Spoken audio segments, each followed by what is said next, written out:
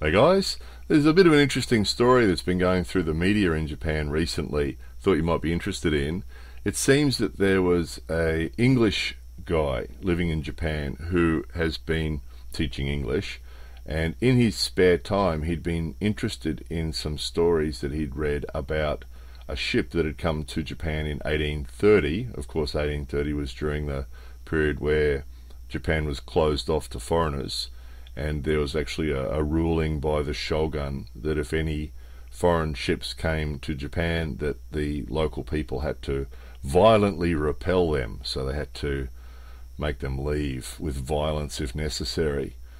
So there's just an absolute rule: no foreigners were allowed in, except in the case of the Dutch East India Company, which had its own little island that they could operate in.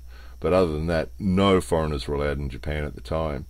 And there was this story about this ship coming to Japan in 1830, and there was some watercolored drawings that were done at the time, and there was some stories that had come up over the years in different accounts from different people who'd seen it, and nobody really knew who it was.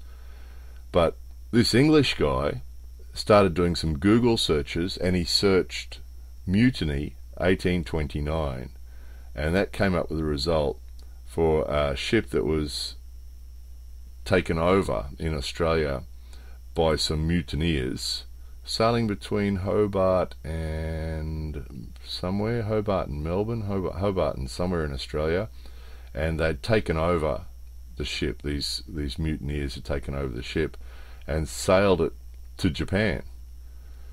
So they'd said, the actual mutineers had told some other people that they'd been to Japan, and no one believed them.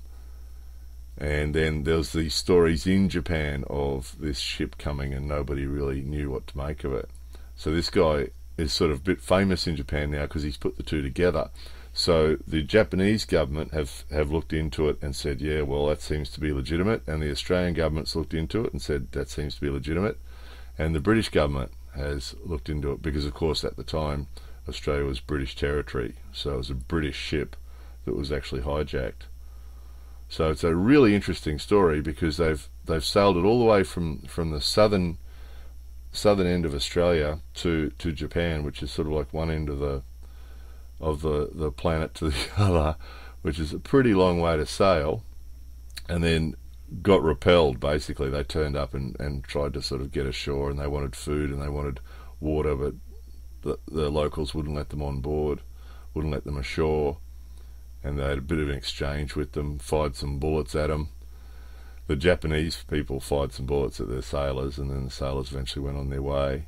So they sort of helped them. They weren't supposed to help them at all. The Japanese people weren't supposed to help these guys at all, but they actually gave them a map to show them how to get through the islands in the area and get them on their way.